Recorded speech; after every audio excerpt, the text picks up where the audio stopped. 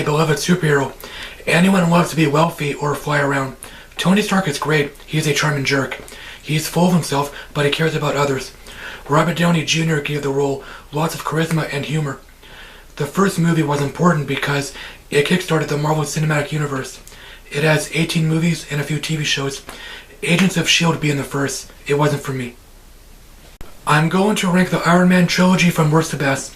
I'm not including the Avengers movies because I want to revisit them.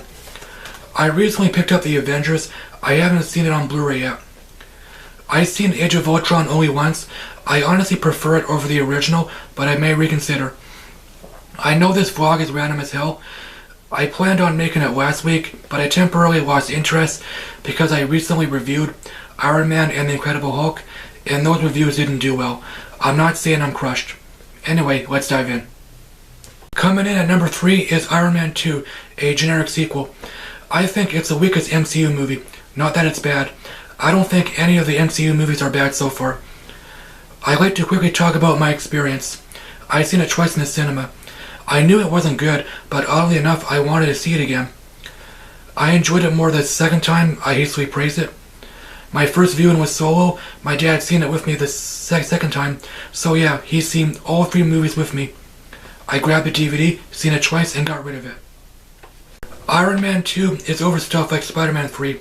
It has several different plot lines like someone wants to kill Tony, the military wants Tony's tech, Tony's arc reactor is killing him, and Nick Fury meets Tony about the Avengers. I guess the writer's strike affected the script. There was no time to polish it. The villains are Whiplash, played by Mickey Rourke, and Judson Hammer, played by Sam Rockwell. Whiplash is a Russian engineer.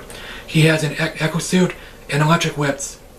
Judson is an industrialist, the CEO of Hammer Industries. These villains are lame, especially Hammer. He's a comic relief. I remember his stupid dance. Don Cheadle replaces Terrence Howard. I don't know who is better. Rhodey becomes War Machine. In fact, he steals a suit from Tony. They have a pointless fight scene because this movie lacks action. Iron Man 2 has a lot of setup, which is weird because the first movie didn't have much. We're introduced to Black Widow. She's badass. I honestly don't like her hair here. She has a cool fight scene. Happy biting that guy's ear was hilarious.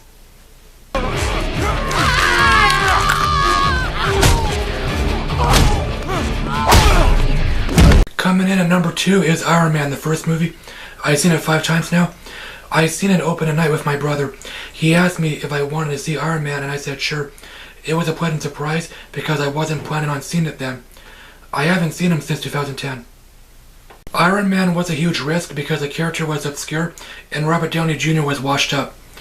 Robert is a perfect Tony Stark. He gave the role lots of humor and charisma. Robert played Tony 9 times now. His 10th appearance, Avengers Infinity War, is only 3 months away. It may be several years before we'll see someone else play Tony. The action was good. It's well filmed and edited. It's fun seeing Iron Man fly around.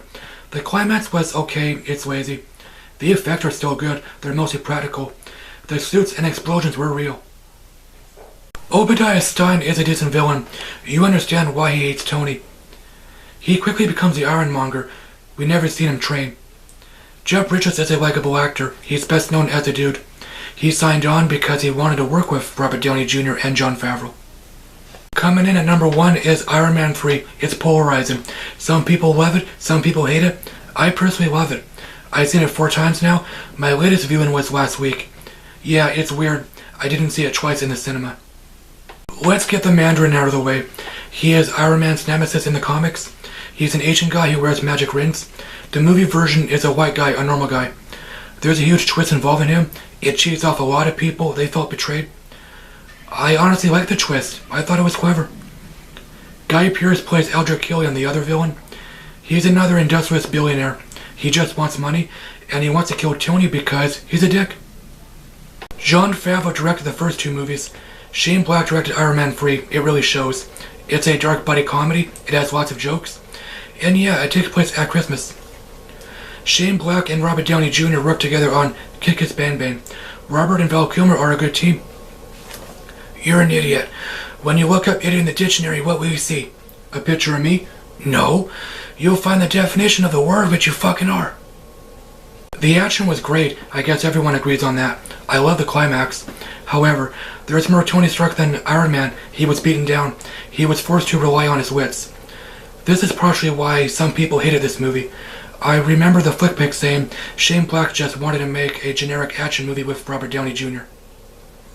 Thanks, as always, for watching, guys. My Twitter link is down below. Let me know how you rank the Iron Man movies. Do you hate Iron Man 3? Like I said, Infinity War is only 3 months away. I'm curious about game night. I'll talk to you later. Alrighty then.